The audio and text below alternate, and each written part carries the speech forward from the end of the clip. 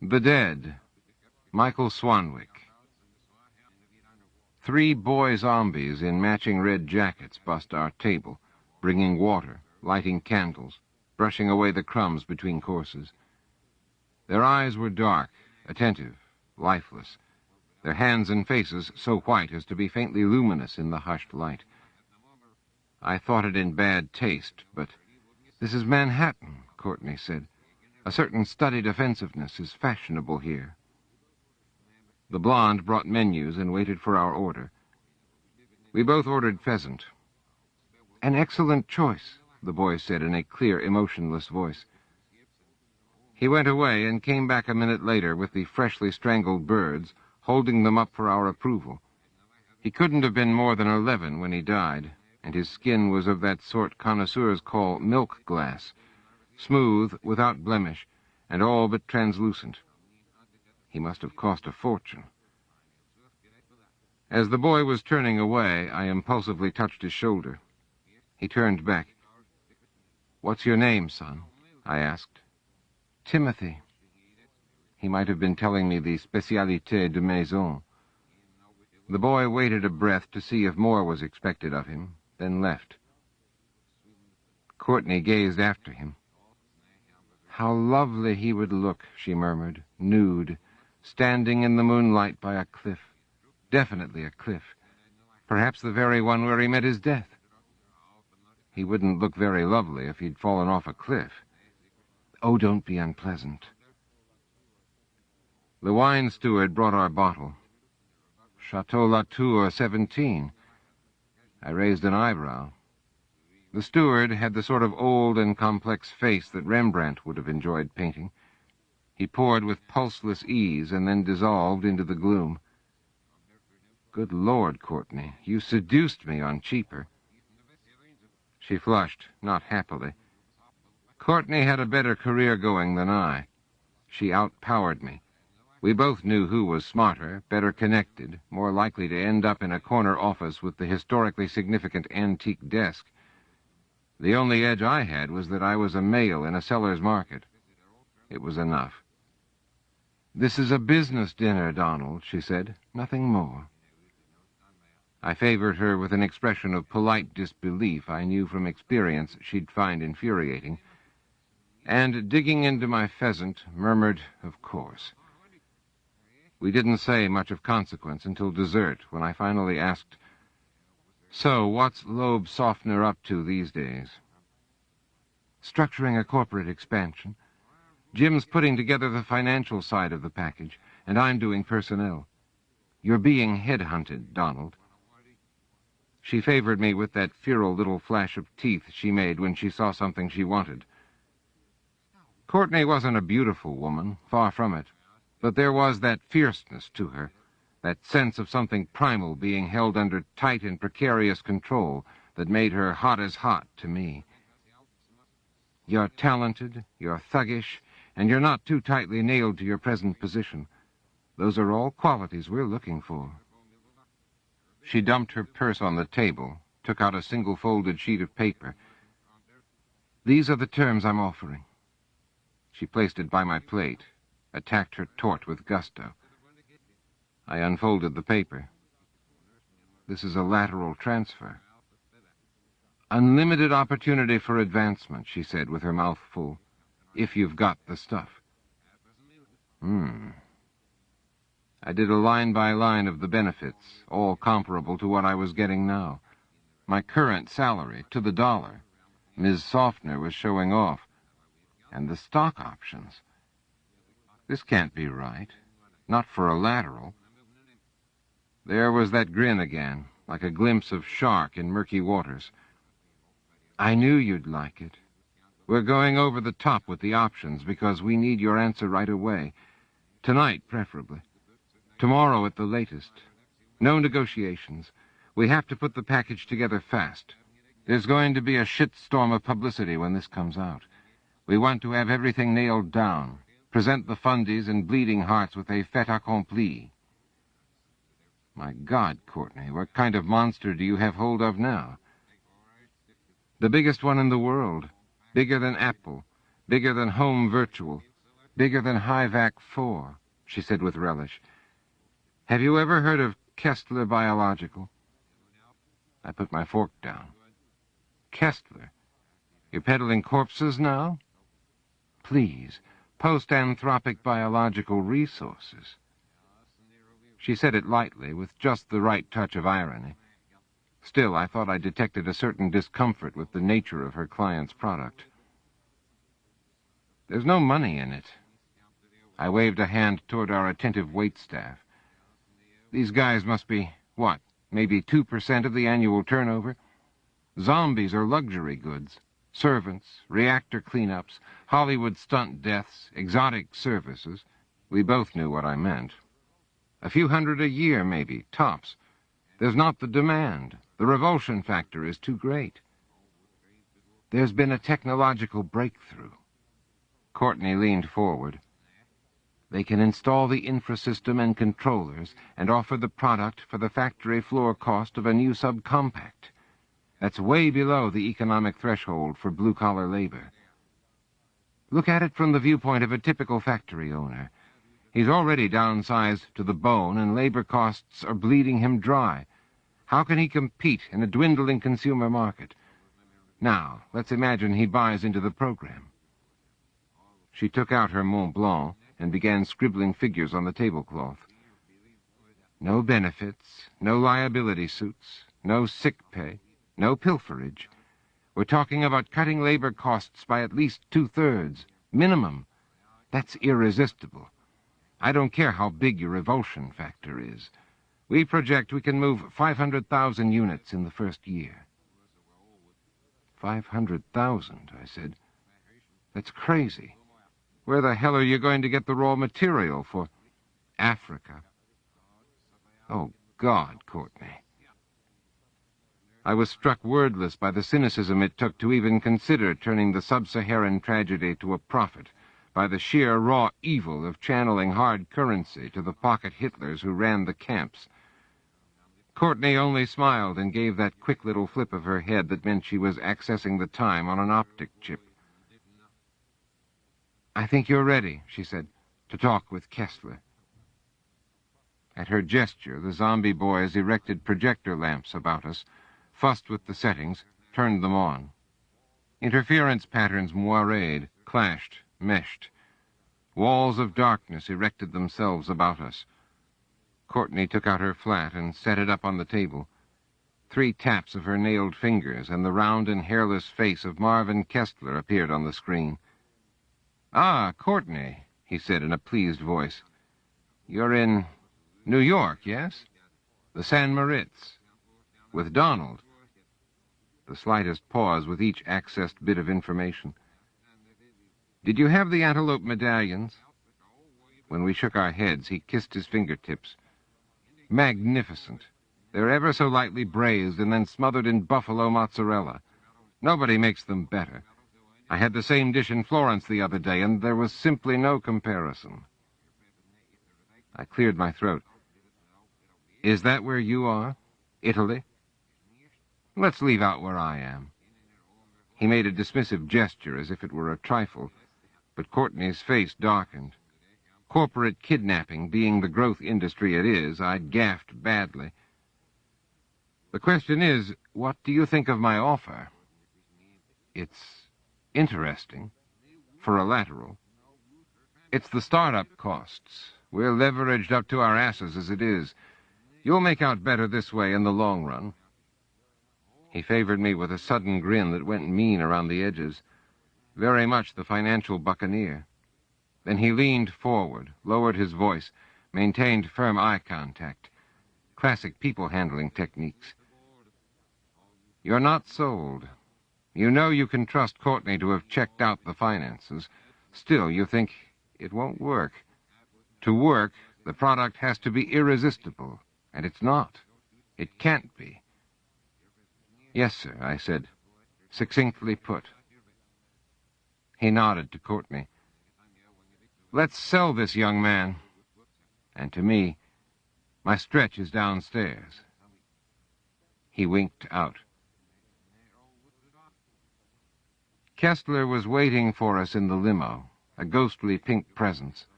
His hollow, rather, a genial if somewhat coarse-grained ghost afloat in golden light. He waved an expansive and insubstantial arm to take in the interior of the car and said, "Make yourselves at home." The chauffeur wore combat-grade photomultipliers. They gave him a buggish, inhuman look.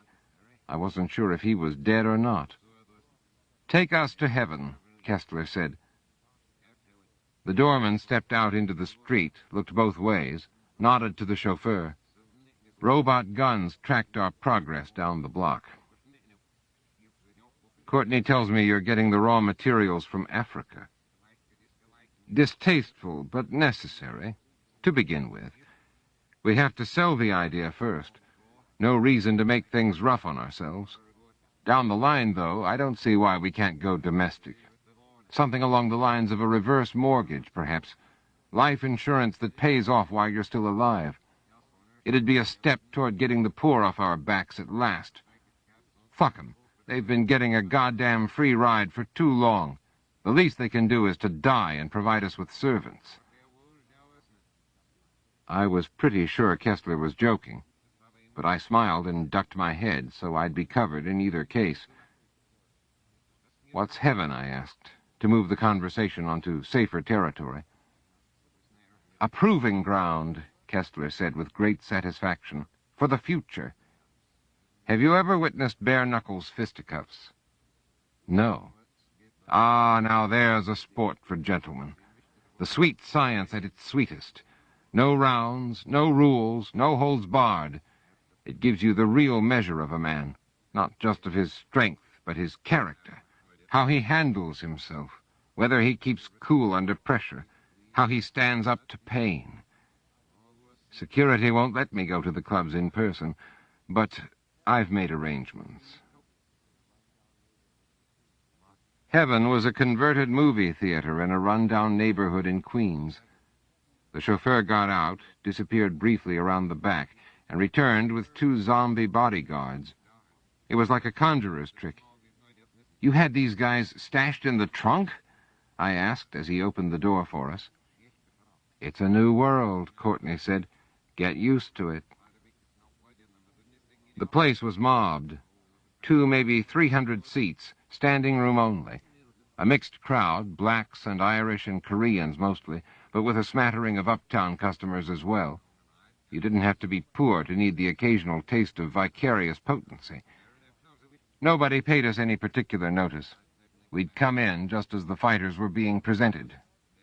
"Weighing 250, in black trunks with a red stripe," the ref was bawling. "The gang-bang gangster, the bare-knuckle brawler, the man with that—" Courtney and I went up a scummy set of back stairs. Bodyguard us bodyguard, as if we were a combat patrol out of some 20th century jungle war.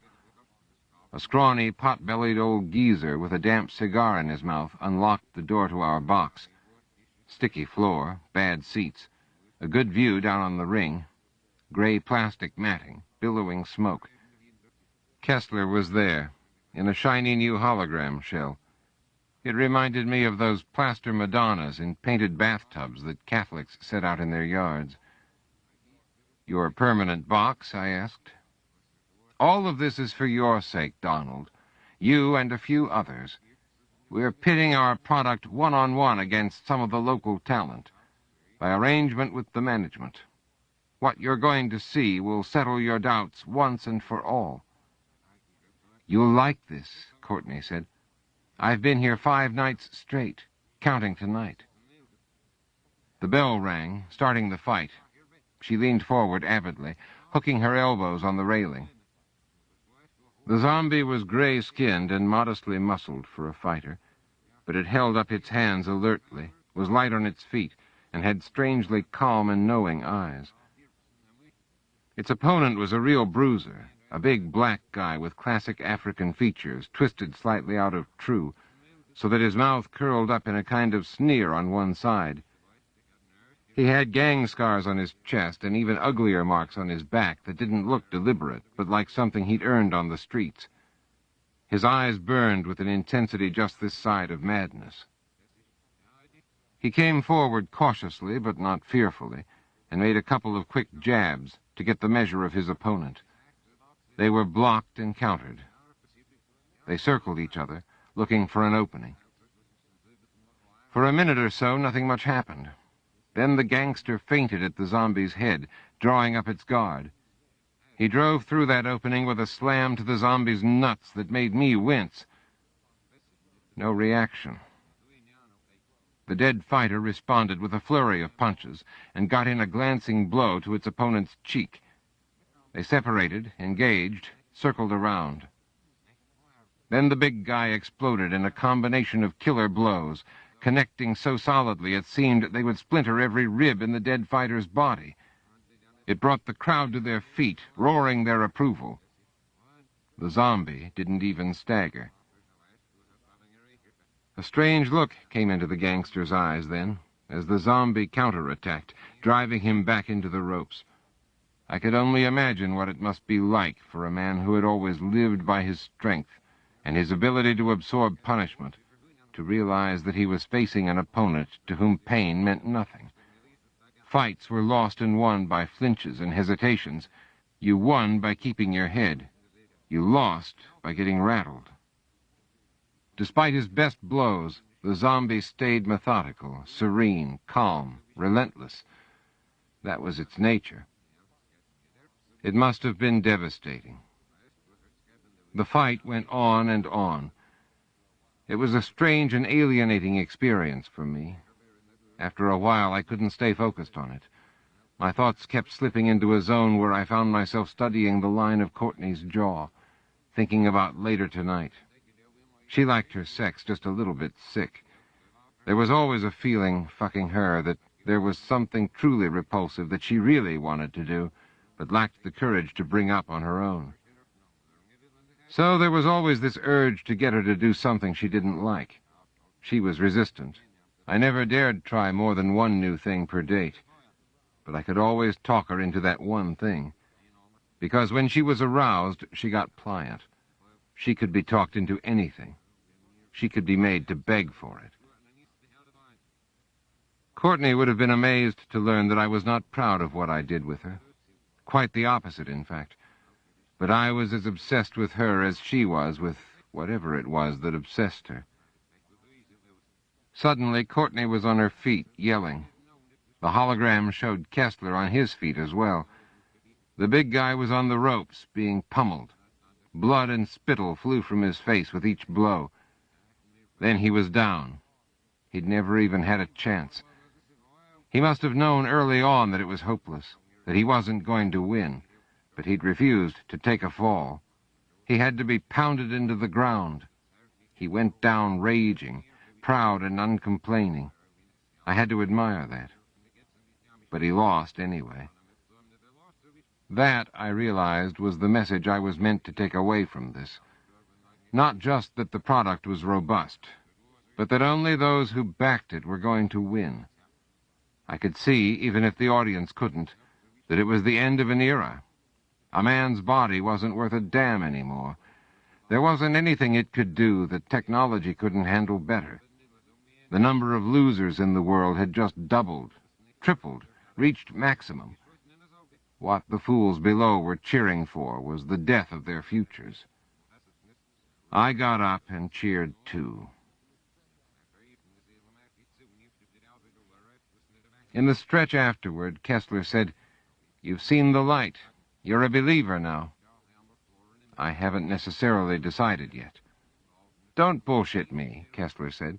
"I've done my homework, Mr. Nichols. Your current position is not exactly secure. Morton Western is going down the tubes. The entire service sector is going down the tubes. Face it, the old economic order is as good as fucking gone. Of course, you're going to take my offer. You don't have any other choice." The fax outed sets of contracts. A certain product, it said here and there. Corpses were never mentioned. But when I opened my jacket to get a pen, Kessler said, "Wait, I've got a factory, 3,000 positions under me. I've got a motivated workforce. They'd walk through fire to keep their jobs. Pilferage is at 0. Sick time practically the same. Give me one advantage your product has over my current workforce. Sell me on it. I'll give you 30 seconds. I wasn't in sales, and the job had been explicitly promised me already. But by reaching for the pen, I had admitted I wanted the position. And we all knew whose hand carried the whip. They can be catheterized, I said. No toilet breaks. For a long instant, Kessler just stared at me blankly. Then he exploded with laughter. By God, that's a new one. You have a great future ahead of you, Donald. Welcome aboard. He winked out. We drove on in silence for a while, aimless, directionless. At last, Courtney leaned forward and touched the chauffeur's shoulder. Take me home, she said. Riding through Manhattan, I suffered from a waking hallucination that we were driving through a city of corpses. Gray faces, listless motions. Everyone looked dead in the headlights and sodium vapor street lamps. Passing by the Children's Museum, I saw a mother with a stroller through the glass doors. 2 small children by her side. They all 3 stood motionless, gazing forward at nothing. We passed by a stop-and-go where zombies stood out on the sidewalk drinking 40s in paper bags. Through upper-story windows, I could see the sad rainbow trace of virtuals playing to empty eyes. There were zombies in the park, zombies smoking blunts, zombies driving taxis, zombies sitting on stoops and hanging out on street corners, all of them waiting for the years to pass and the flesh to fall from their bones. I felt like the last man alive. Courtney was still wired and sweaty from the fight. The pheromones came off her in great waves as I followed her down the hall to her apartment. She stank of lust. I found myself thinking of how she got just before orgasm, so desperate, so desirable. It was different after she came. She would fall into a state of calm assurance, the same sort of calm assurance she showed in her business life, the aplomb she sought so wildly during the act itself. And when that desperation left her, so would I, because even I could recognize that it was her desperation that drew me to her, that made me do the things she needed me to do. In all the years I'd known her, we'd never once had breakfast together. I wished there was some way I could deal her out of the equation. I wished that her desperation were a liquid that I could drink down to the dregs. I wished I could drop her in a wine press and squeeze her dry. At her apartment, Courtney unlocked her door and in one complicated movement twisted through and stood facing me from the inside. Well, she said, all in all a productive evening. Good night, Donald. Good night? Aren't you going to invite me inside? No. What do you mean, no? She was beginning to piss me off. A blind man could have told she was in heat from across the street. A chimpanzee could have talked his way into her pants. What kind of idiot game are you playing now? You know what no means, Donald. You're not stupid. No, I'm not, and neither are you. We both know the score. Now let me in, goddammit. Enjoy your present, she said, and closed the door. I found Courtney's present back in my suite. I was still seething from her treatment of me and stalked into the room, letting the door slam behind me so that I was standing in near total darkness. The only light was what little seeped through the draped windows at the far end of the room. I was just reaching for the light switch when there was a motion in the darkness. Jackers, I thought, and all in panic lurched for the light switch, hoping to achieve I don't know what. Credit jackers always work in trios, one to torture the security codes out of you, one to phone the numbers out of your accounts and into a fiscal trapdoor, a third to stand guard. Was turning the lights on supposed to make them scurry for darkness, like roaches? Nevertheless, I almost tripped over my own feet in my haste to reach the switch. But of course it was nothing like what I'd feared.